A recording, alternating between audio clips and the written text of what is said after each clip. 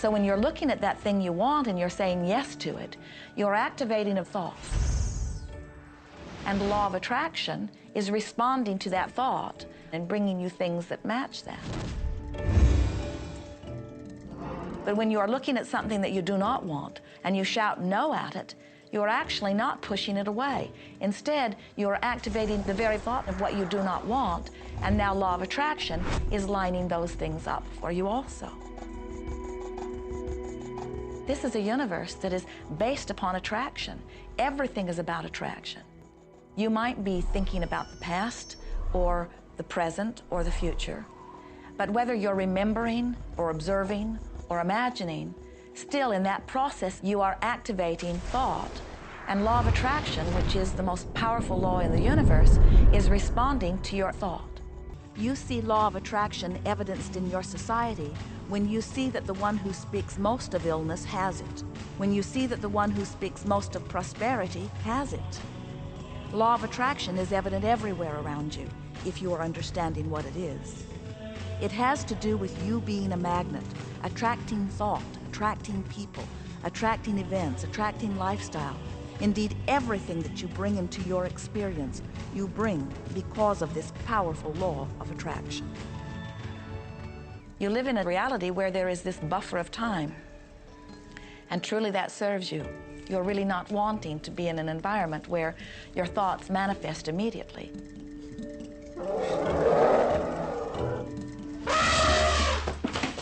The evidence is long in coming, and that is really a good thing.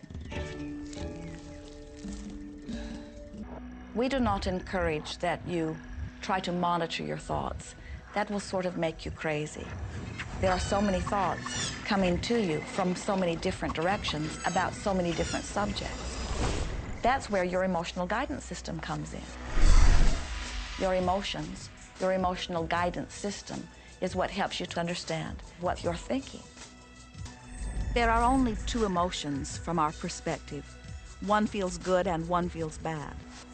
You call them all sorts of different things, but essentially, all of those negative emotions, whether you call it guilt or anger or frustration, all feel much the same. They do not feel good. And all of those are guidance saying that which you are thinking about right now is not in line with what you are really wanting. The one that feels good, that feeling of hope or happiness or love, that good feeling, that positive emotion, is guidance saying that which you are thinking right now is in alignment with what you are wanting.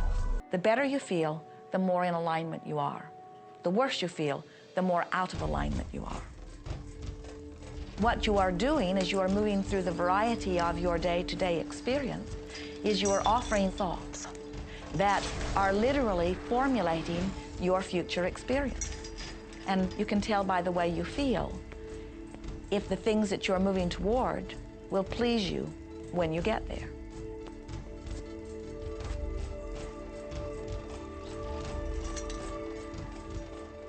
Whatever it is you are feeling is a perfect reflection of what is in the process of becoming.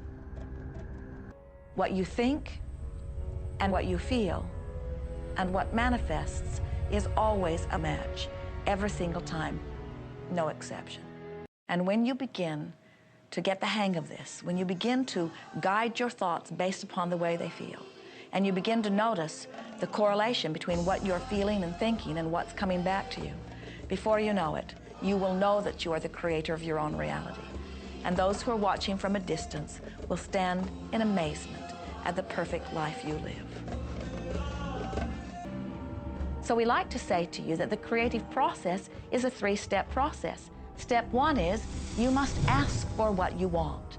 You do not need to use words to ask. In fact, the universe is not even hearing words from you. The universe is responding completely to your thought.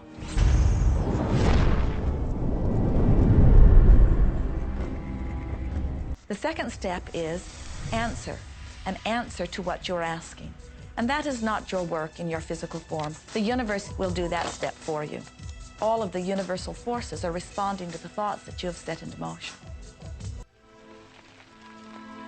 So then our friends say, something must be going terribly wrong. because I know I am asking, so where's my stuff? And we say, you are asking.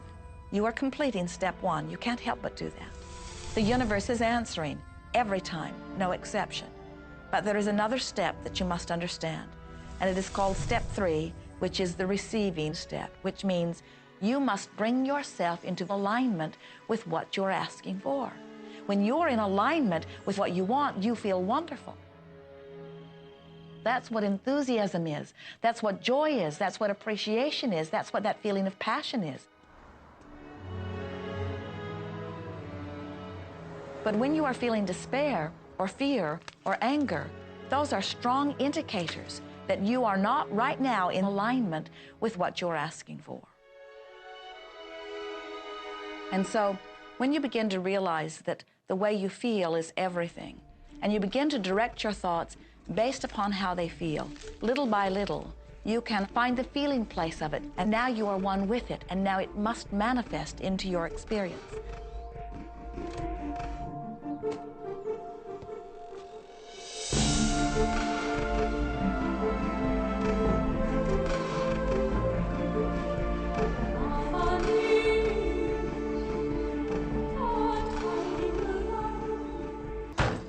But sometimes it feels like you're stuck because you continue to think the same thoughts over and over again. And so you tend to get the same results over and over again. And the reason is because most people offer the majority of their thought in response to what they are observing. You see, if you're just looking at what is, then you're just thinking about what is. And when you think about what is, law of attraction gives you more of it.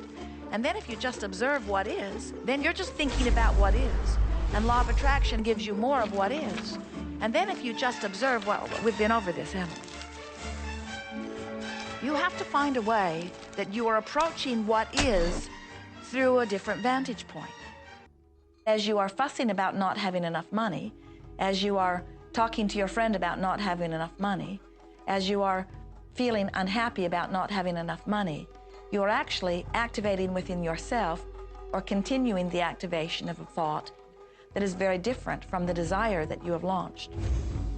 What it just comes down to is you just can't want more money and focus upon not enough. Sometimes people will say, those people at work are so negative, or the man I live with is so angry, or my children are so worrisome to me. And we say, you must orient yourself to the best part of those people who surround you.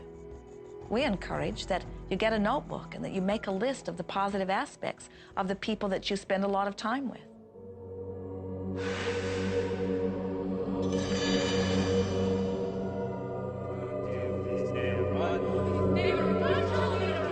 There could be someone that you have a terrible experience with, a terrible relationship with. And in the privacy of your own mind, and with quite a bit of work, we will admit, as you focus upon things that you like most, those people will become that mostly to you. And even though you cannot create in their reality, if they are in a mood or an attitude that doesn't match the mood or an attitude that you have about them, they'll zig while you zag. Law of attraction will not put you in the same space together. Your frequencies don't match up. If you knew your potential to feel good, you would ask no one to be different so that you can feel good. You would free yourself of all of that cumbersome impossibility of needing to control the world or control your mate or control your child. You are the only one who creates your reality. For no one else can think for you. No one else can do it. It is only you, every bit of it you.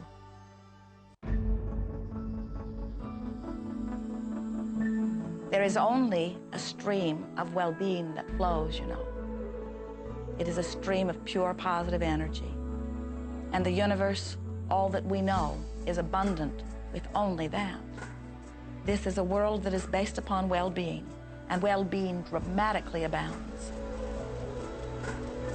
And when you are allowing that stream to flow in its fullness, you feel very, very good. And when you are pinching it off a bit, you feel not so good. There is only a stream of goodness or well-being which you are allowing or not. And your magnificent emotions are telling you what the mix is, how you're doing in your allowing or you're resisting of this connection. Can you feel the difference between having painful arthritis in your hips and feeling fearful about it, or having painful arthritis in your hips and feeling hopeful about it?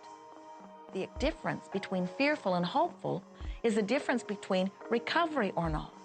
We notice that there are so many people who are living life in a very conditional way. They look out and they see things that are wonderful and they say, yes, we want more of those. We would vote for that. We would support that with our time and energy and money.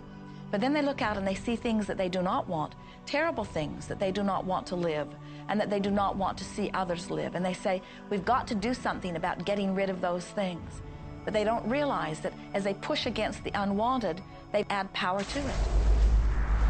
In this world, there is a war against poverty and a war against cancer and a war against teenage pregnancy and a war against terrorism and a war against violence and a war against terrorism. We mentioned that there's a war against terrorism, and all of this pushing against is only adding to, because you can't say no and make it go away. When you shout no, law of attraction is lining that up.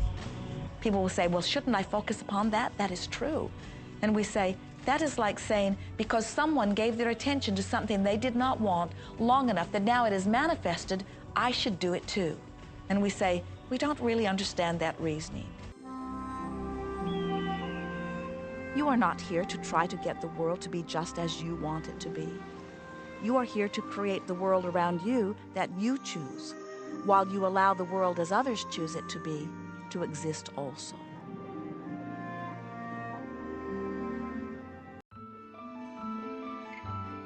So let the variety of your reality thrill you as you get to choose from among it those things that you're wanting.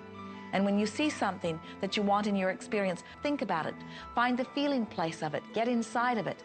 Talk about it and write it down. Write a script about it. Make it your reality by becoming a match to it. And when you see those things that you're not wanting in your experience, do not talk about them. Don't write about them. Don't join groups that worry about them. Don't push against them.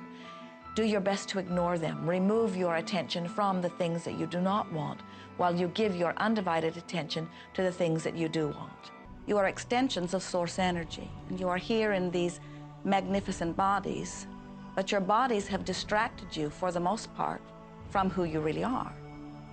You are source energy. You are eternal beings. You are God force. We are wanting you to come to the place where you're beginning to offer your thought deliberately, where you're guiding your thoughts on purpose, where you are the creator of your own experience because you are the manager of your own thought.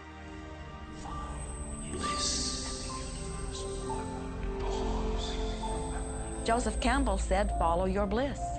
We think those are the best words we have ever heard spoken from a human tongue. And if one could follow one's bliss, you would follow the trail to abundance and well-being on all subjects.